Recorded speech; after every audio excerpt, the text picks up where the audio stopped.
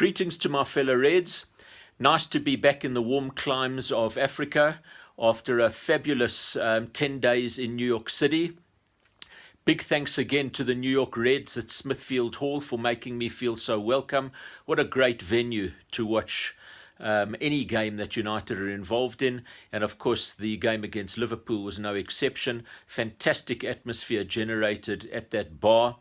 I really feel for these guys. I was on the road at 6:30 a.m. to get there for the 7:30 a.m. kickoff. It's amazing to watch how much beer is consumed at that early part of the day, of course, present company excluded.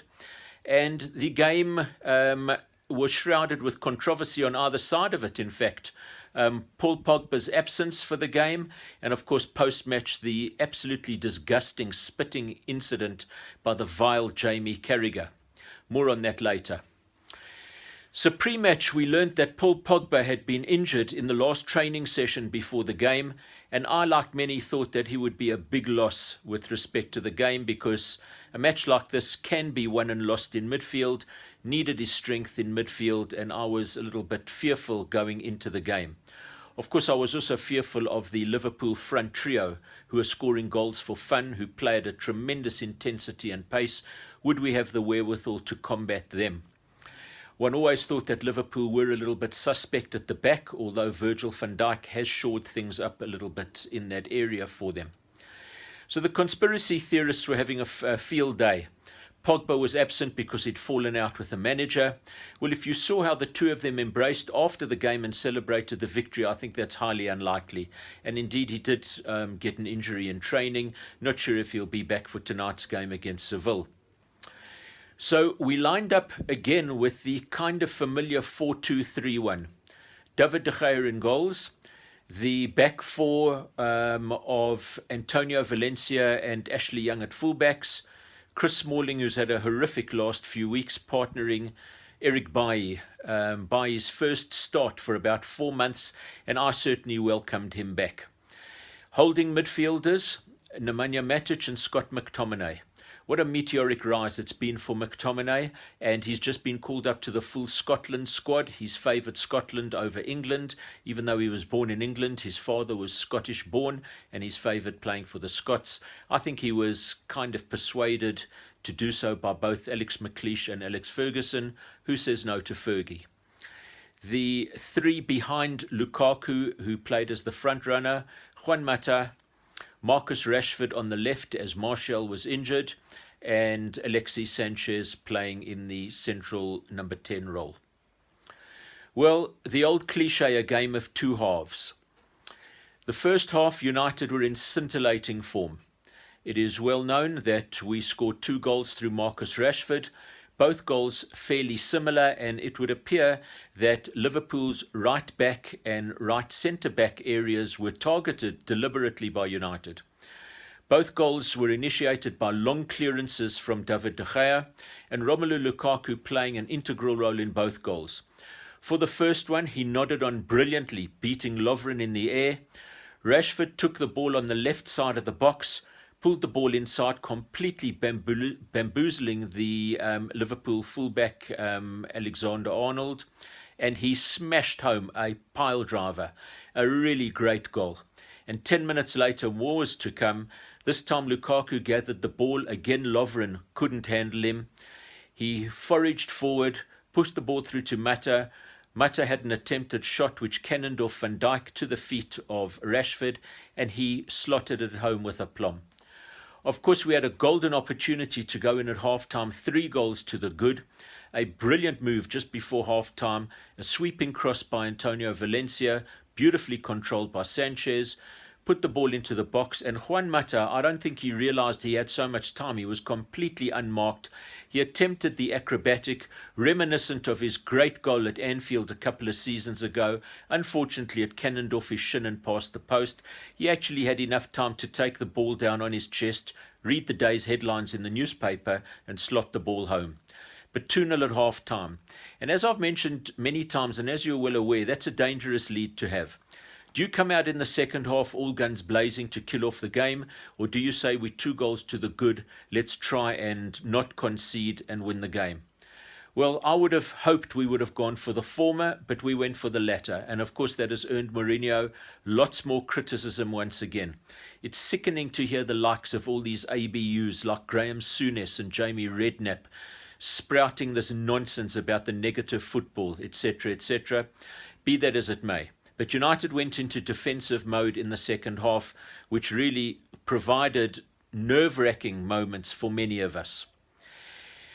Liverpool pulled one back with an own goal by Eric Bailly, quite an acrobatic effort, but that of course threw the cat amongst the pigeons, as the proverb goes, because they were one kick away from, of course, getting an equaliser.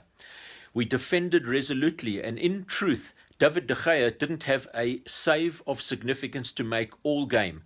Now, this is against a team whose front three have been firing on all cylinders. So, credit to the defence. Liverpool supporters, of course, are crying foul, bleating about missed penalties that they should have been given. Absolute nonsense. Bad losers they are.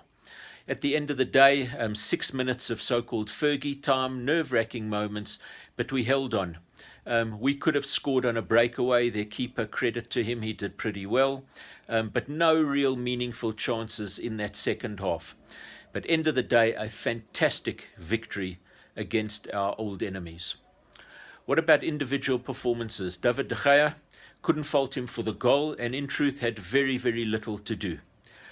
The back four defended brilliantly as a unit. It was fantastic to have Eric Bailly back in the side. He was absolutely fantastic. He's good on the ball. He's got fantastic ball control. He brings the ball out of defense. And this is something we see regularly in La Liga. And I think he learned his trade, as you know, with Villarreal. And he's learned how to play like that. What it also did was it brought out the best in Chris Smalling. He had a far better game, and I think he looks far more confident playing next to Bailly as opposed to playing next to Lindelof, who has proven to be something of a liability. Smalling won quite a few telling headers. He's still got this nasty tendency to put his arm across players, and he needs to curtail that because he's going to give penalties away. Valencia and Young did more defending than attacking, and Young was brilliant against Mohamed Salah. He really tied him up. Salah posed absolutely no threat the entire game. Valencia made a couple of really telling tackles and clearances. I thought he was excellent. Nemanja Matic, fabulous game. He controlled the midfield area in front of the back four. Very confident on the ball, very assured. And I think fantastic for young McTominay to be able to play alongside such an experienced player. And McTominay was excellent. He did what he needed to do. He was strong in the tackle. He got a nasty elbow in the back of his neck from Lovren, who, arguably could have been sent off for that. But he stuck to his guns, and he's improving with every game. Full credit to him. Juan Mata, I love him in this role. He was about the field quite a lot, confident in possession, threaded quite a few good through balls through, and this is because they weren't too physical on Mata. Sanchez, somewhat disappointing. I thought Emre Can handled him pretty well, and he didn't pose much of a threat.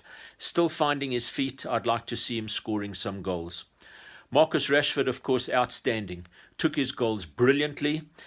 He was substituted eventually because he had been booked and he was flying into some of the tackles, but he played with great enthusiasm.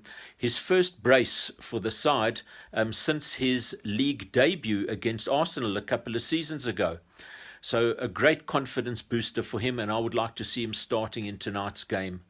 Lukaku did what I really have been crying out for him to do all season. He bullied the Liverpool defence. This is what we like to see. He set up both goals. He was strong in attack, and more to come from him, I would sincerely hope. Fellaini came on for a substitute appearance, did what was necessary. Darmian made a very brief appearance at the end of the game, and Jesse Lingard also came on to put in a few minutes, did okay. But what a fantastic victory against Liverpool. Always fantastic to put one over the Scouse.